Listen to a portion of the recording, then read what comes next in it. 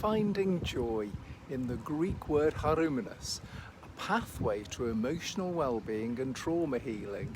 Hi, I'm DrTonyWeston. Joy, it's a word we hear often, but do we truly understand it? In today's fast-paced world, joy can feel fleeting, difficult to hold on to. But what if joy is something deeper, something we can cultivate and live by, no matter the challenges we face? Let's explore this through the lens of an ancient Greek word, haroumenos. Haroumenos translates to joyful or happy, but its meaning goes beyond simple moments of happiness. In ancient Greece, haroumenos was not just about fleeting joy, but about a state of being, a profound emotional lightness that could be cultivated and maintained. What can we learn from this ancient wisdom to guide us in our modern lives? To understand haroumenos, we need to look at joy through multiple dimensions. Let's begin with the psychological aspect. Psychologically, joy is often seen as a result of how we perceive the world. Our thought patterns or cognitive schemas determine how we respond to the environment around us. When we're trapped in negative thinking patterns like catastrophizing or black and white thinking, joy can feel elusive.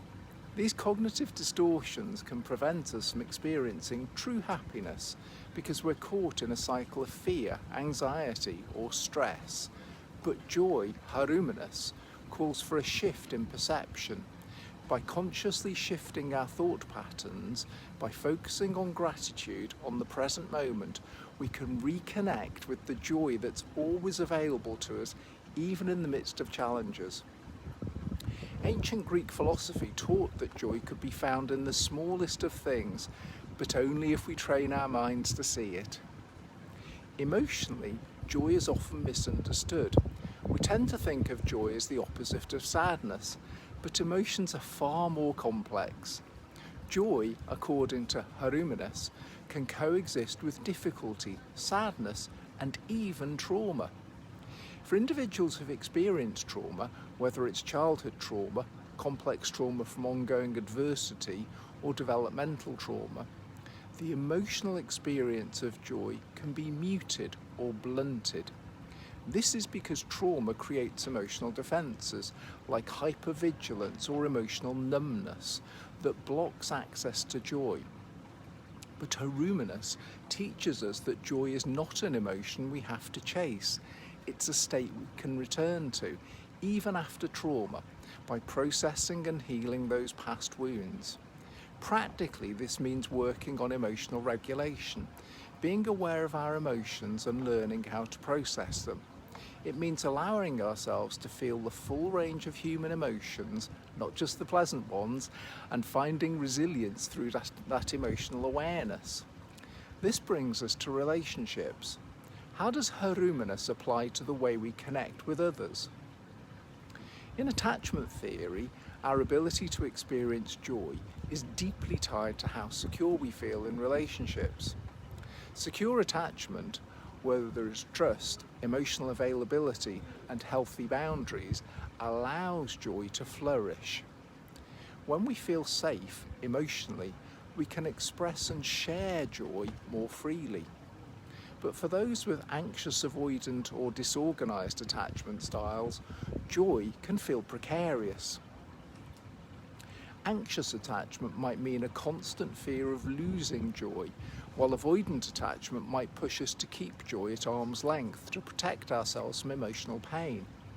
Haroumenos invites us to heal those wounds and to cultivate relationships where joy is nurtured, where emotional connection is both possible and safe.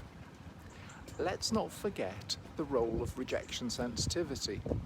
Many of us, especially those who've experienced trauma or difficult relationships, have heightened sensitivity to rejection.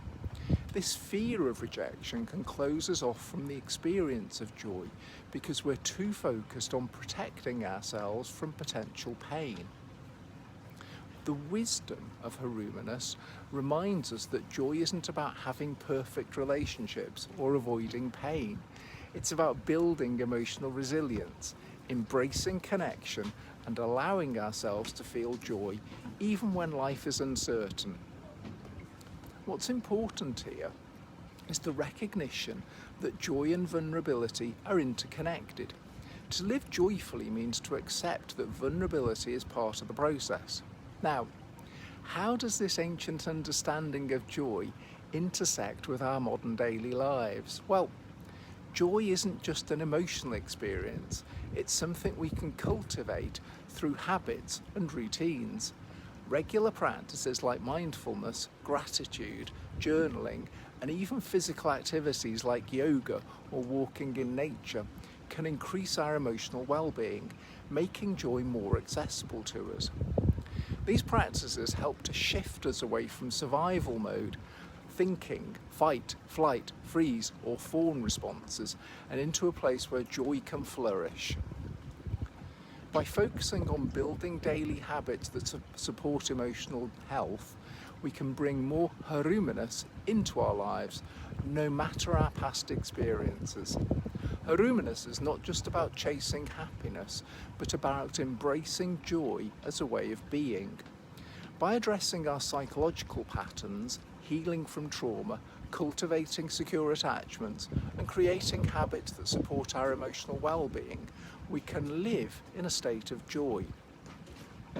This ancient wisdom offers us a pathway, not just to fleeting happiness, but to a profound, sustainable, emotional state that enriches our lives and our relationships.